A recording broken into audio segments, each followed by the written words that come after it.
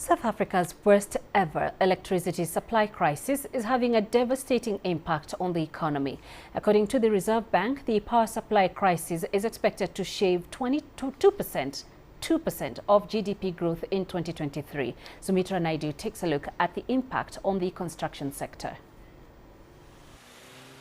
The South African construction industry is an important contributor to GDP, but the last decade has been challenging.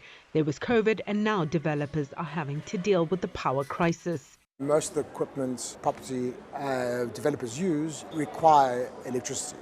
The cranes, the lights, and the design of the building was made pre the successive load shedding that we've had. So you've got to take into consideration that it does delay and increase project costs as a result of the amount of fuel you need to fill up the generators, because that was the only solution then. Before COVID, the construction sector contributed over 4% to South Africa's GDP and employed over 1 million people. By the end of 2022, 93 construction companies had closed their doors. Thousands lost their jobs. In terms of the commercial side, things are definitely on the more quiet side, resulting from slower economic activities. I mean, as you know very well, South African Reserve Bank has raised the interest rates, which has definitely had an impact on new builds, right? Projects are now a lot less feasible than they used to be from a commercial point of view. But there are signs of a turnaround, with most industries looking at finding their own solutions.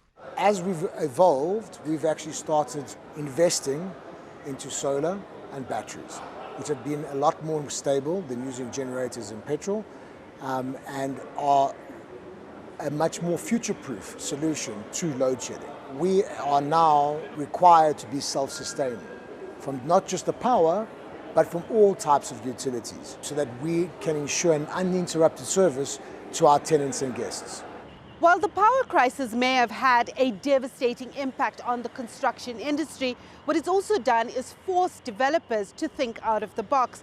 They're now incorporating renewable energy and new materials in their plans. So if I were to give you this building as an example, we would have definitely looked into the new technology whereby the glass facade of the building would have had solar capabilities that would be able to power the development in the construction phase and in the operational phase once handed over by the construction company. Inflation has been another challenge, pushing up the cost of materials and alternative sources of energy. On the upside, developers are going green and building environmentally sustainable. Sumitra Naidu, CGTN, Johannesburg, South Africa.